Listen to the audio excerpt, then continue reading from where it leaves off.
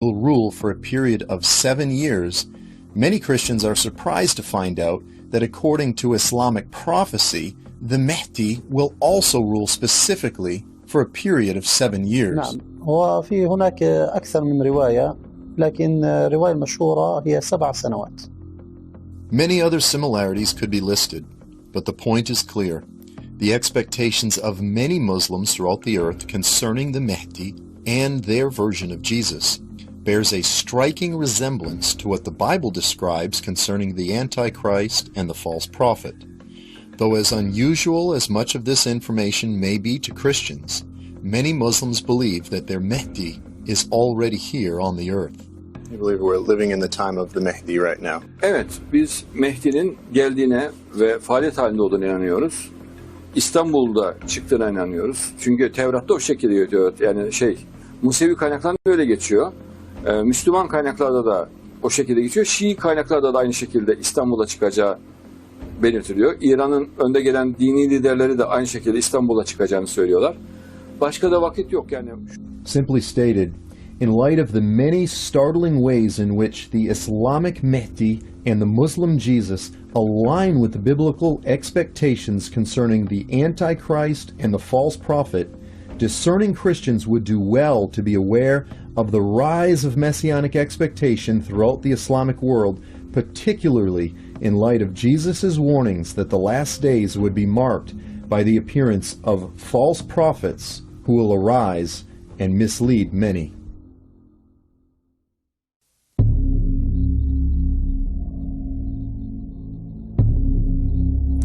Since 2011, after the revolution swept through and forever changed the face of the Middle East, many have been asking, does the so-called Arab Spring have any relevance with regard to biblical prophecy? And I believe it clearly does. When we turn to Daniel chapter 11, we see the detailing of the historical conflict in the 3rd century BC between the northern kingdom of the Seleucids and the southern kingdom of the Ptolemies. And then as we get to the latter sections of that chapter, we're told that this historical conflict would essentially be repeated in the last days. As we consider what is now taking place in the Middle East, we recognize that one of the most profound pieces of the end times puzzle seems to be coming together right now, right before our eyes. And so you see this, there's this power struggle between what I would consider Turkey and Egypt, and that power struggle, probably for the heart of Islam, is going to be one of the key things in the end times. Israel caught in the middle, and the Antichrist emerging out of the north. What's north of Israel? Well, some have tried to link it way north to Russia, but I don't think we have to go so far away. We don't need such a large leap of faith. Really, you have right north of Israel now a very vibrant and in many ways virulent enemy in the country of Turkey shaping up, and they're trying to, in many ways, bring together many different nations in union and hatred against Israel. Daniel is very clear. Antiochus Epiphanes is the picture. Antiochus Epiphanes being a type or an example, precursor of the Antichrist. Antiochus Epiphanes obviously lived in Antioch and governed the area which is roughly modern-day Turkey, Iraq, and Syria. And so it's that whole northern segment north of Israel. I believe God's flashing. This is the place where the Antichrist is going to come out of. We'll see a great war between there and Egypt. Egypt will be subdued, and then he'll put his palace, so to speak, right then in Jerusalem. And so, there can be no question that the so-called Arab Spring has changed the face of the Middle East in such a way that the potential for the soon fulfillment of Daniel 11 is very much coming into focus. This becomes particularly clear when we stop and consider the dramatic changes taking place right now in Egypt and the radical changes that have taken place in recent years north of Israel in both the nations of Turkey and Syria. Let's begin by considering Egypt.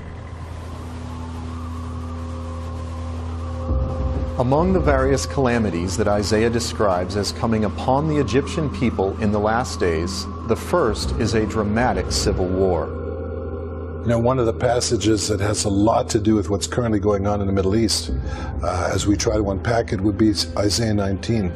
You have a reference to Egypt, troubles in Egypt, like a kind of a civil war going on there. Well, there's great Egyptian revolt in the first verse 1 to 15. In that, there's tremendous chaos, and that's what's happening right now in Egypt.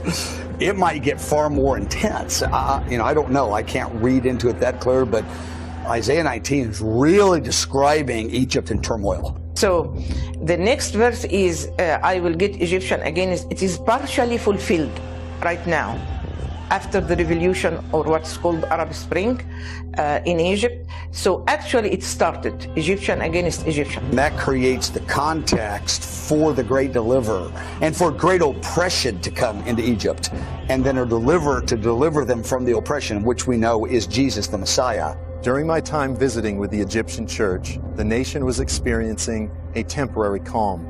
But it was only weeks after I left, on June 30th, 2013, that nation experienced a second revolution. In what would amount to be the largest protest in human history, over 30 million people took to the streets to demand the ouster of President Mohamed Morsi and the Muslim Brotherhood from power.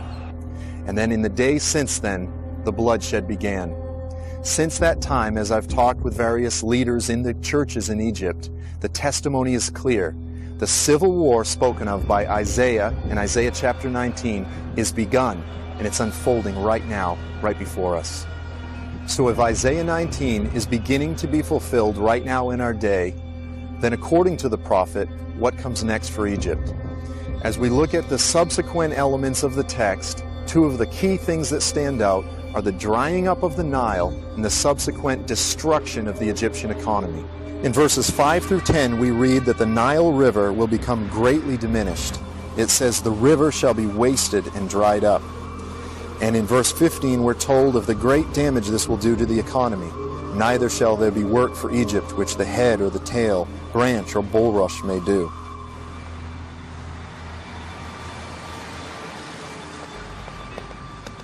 Then it goes on to an economic disaster. And this is one in which the Nile River, which is the gift of Egypt, said Herodotus, because as that thing flooded every year and spilled over its banks, it left a film of mud, which was like new fertilizer, which was important for an agricultural nation. Egypt is an agricultural nation.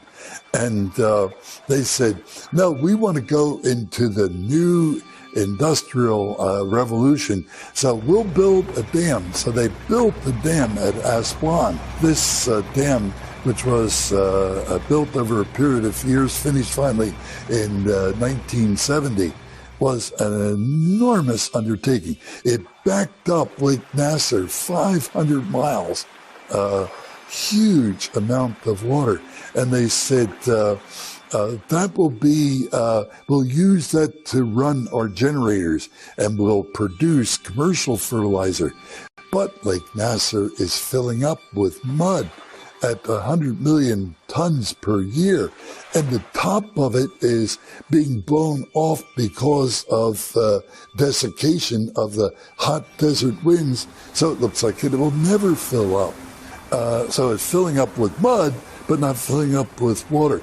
Meanwhile, the sardine industry, which was protected by the filling in of the mud at the mouth of the Nile on the Mediterranean Sea, is now the salt waters are backing in, so they lose one of their great exports. They thought they were going to get it out of Lake Nasser, but no, it's now being hit here, and cotton and linen and the other products are explicitly mentioned in Isaiah 19.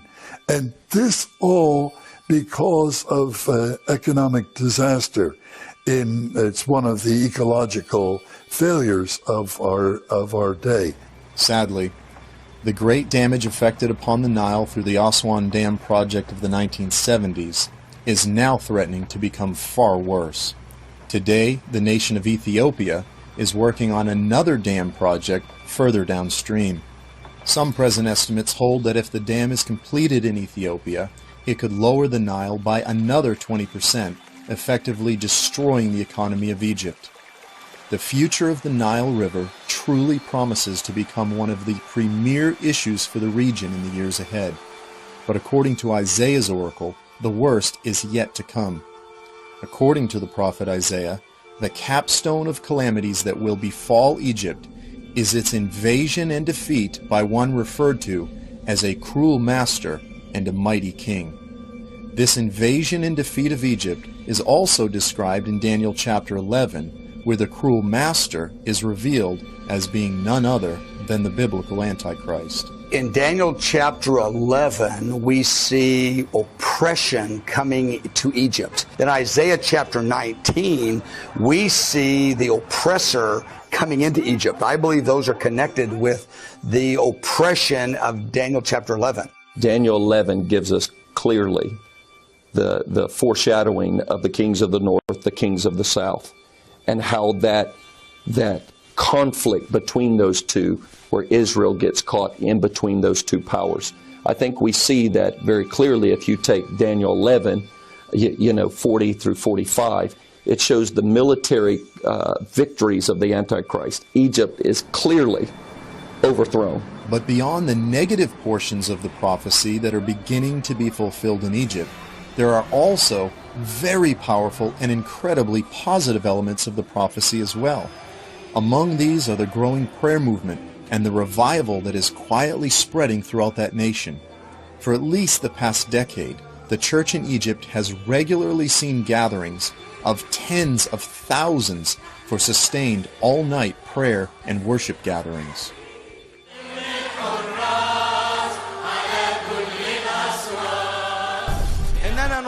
According to Isaiah, as a result of the cry to God that arises from Egypt just before the return of Jesus, that nation will experience a mighty end-time revival. Talks about Egypt, my people. We tend to think of that word only for the Jews.